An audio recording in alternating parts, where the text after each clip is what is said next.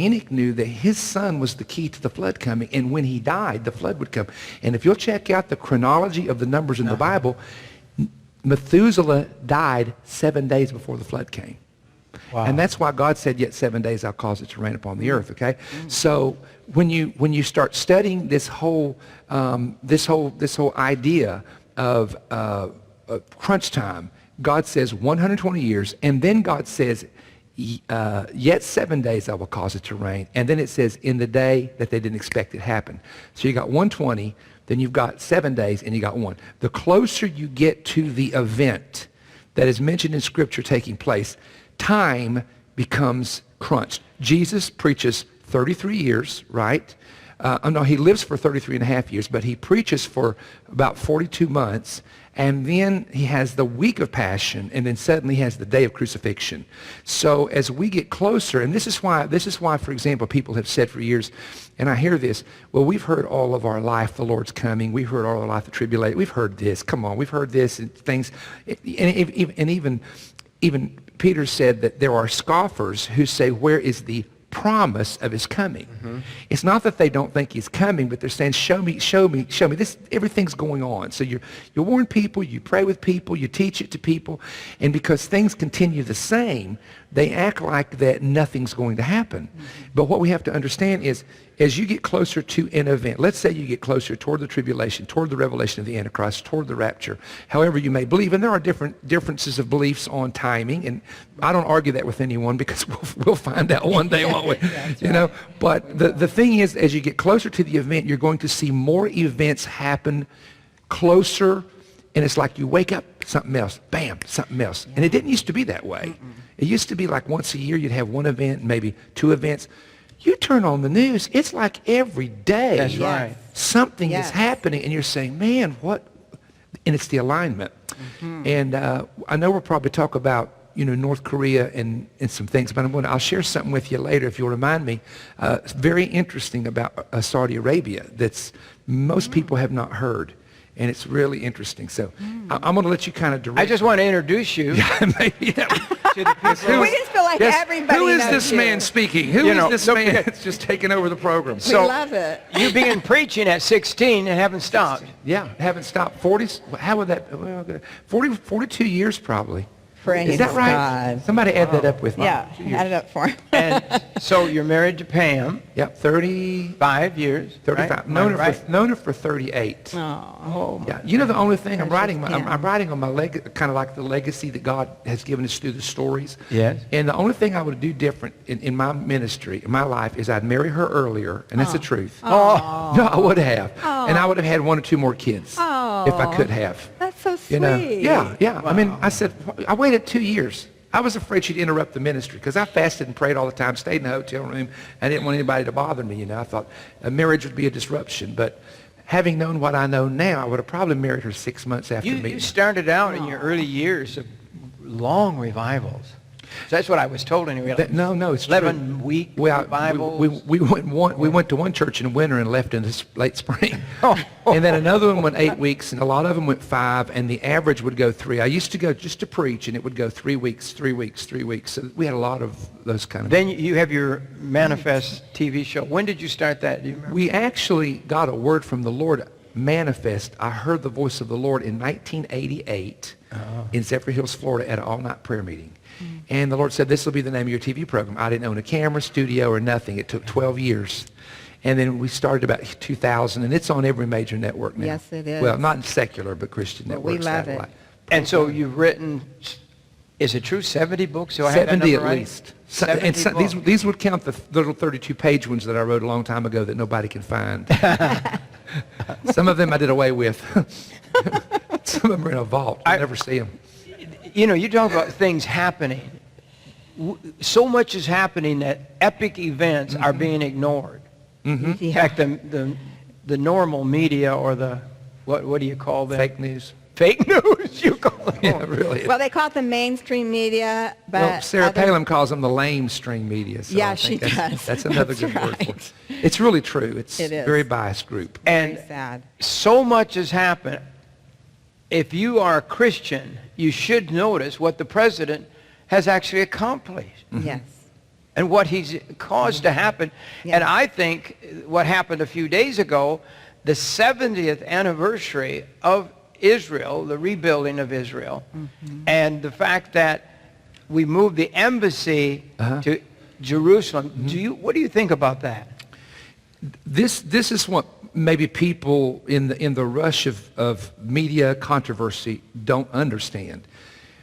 We had president after president. Let's go back to Harry Truman. 3 men have been compared to Cyrus by Jewish people.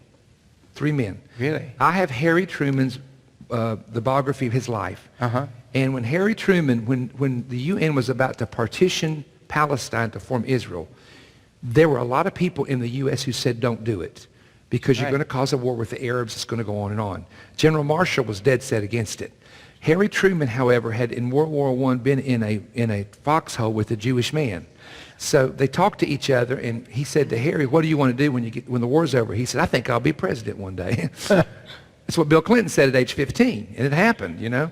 And then he asked the Jewish man, what do you want to do? He said, well, I'm going to go in business in New York in the garment district. And so both of them went their way, ended up doing that. Well, when Truman was not sure what to do, Jewish rabbis were wanting meetings with him, and Truman was just if you said do it, he said no. If you said don't do it, he said I will. He was just one of those characters, you know. And so this Jewish man came to him and told him that he would be Cyrus. He would be the Cyrus. He would go in history as Cyrus if he would allow the United States to vote and approve the partitioning of what we now know would be Israel. Well, he did. The problem was a state had never been formed before. They didn't know what to name it. They were going to name it Judea. They were going to name it Judah. They were going to name it Zion, the state of Zion. And the rabbi, one of the rabbis that knew Truman, got a hold of him and said, you have to name it the Bible name, because it's prophecy. It has to be called Israel. So Truman acted, and this is all written. Truman acted on the fact of sending the word to call it Israel based on that. Of course, Ben-Gurion and others had already determined that was the name of it, but we had to agree with it at the State Department. And in the book of his life, it says he beat the table and the desk and screamed, I am Cyrus. This is Truman. Wow. No. I am Cyrus. Okay? He was losing the election and was going to win. And if you've ever seen the famous paper, I think it says Dewey wins the election. Yes, I've seen that. And they voted it, and Truman won the election. It was the biggest, news, let's say it this way. News has been making mistakes for years, okay? So that just is an example of how the news media made a mistake. Now, the second man was Reagan. And the reason Reagan was considered like a Cyrus is through Gorbachev and through the Pope. They worked together under the table to bring the Iron Curtain down. And when the Iron Curtain came down, all the Jewish, not all, but many of the Jewish people from Poland and Russia started being released. Now, you won't see in writing Reagan is like a Cyrus, but among the people who were involved with that.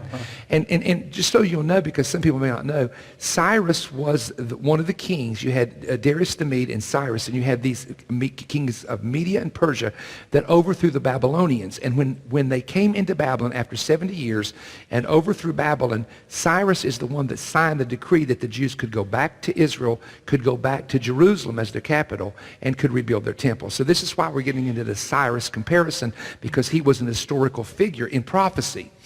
The third person, and this is really interesting, that they are all over it. They're minting coins. Now, it's not official currency, but they're minting coins in Israel that they sell to people out of silver that has a picture of Trump and Cyrus, and it's the Cyrus Trump coin. They call him Cyrus in Israel. Yes. Now, can I tell you something really strange? And you can probably go to the internet and find these comparisons.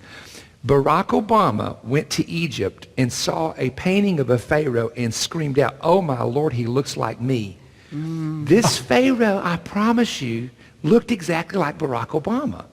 Then Bill Clinton, and this is not a great comparison, but Bill Clinton, if you will find the statues of Nero, the nose and the forehead, Nero looked like Bill Clinton.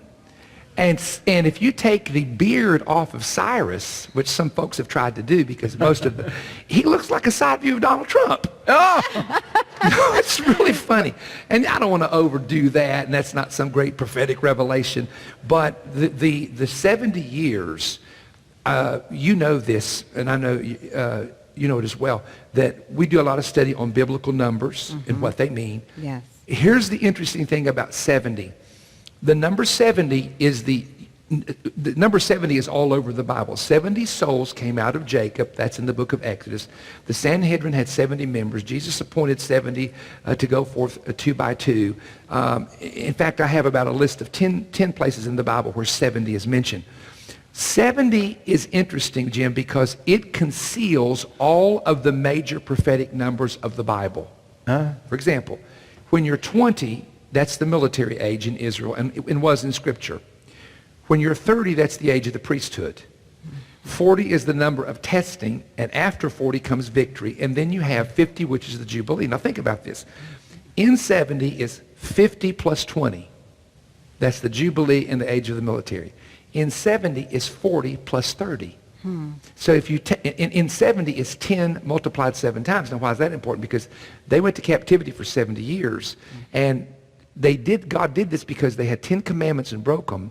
And in Leviticus, the Lord instructed Israel, if you sin against me, I'll punish you 7 times. So God took the 10 commandments and 7 times added 10 times 7 is 70. That's the years, captivity years. Now, the reason that everyone needs to understand the significance of this time frame is not only does the numbers combine to fit, the next number, and I may have mentioned this the last time I was here, but the next major number from Scripture that comes up is 100. And that's 30 years from now.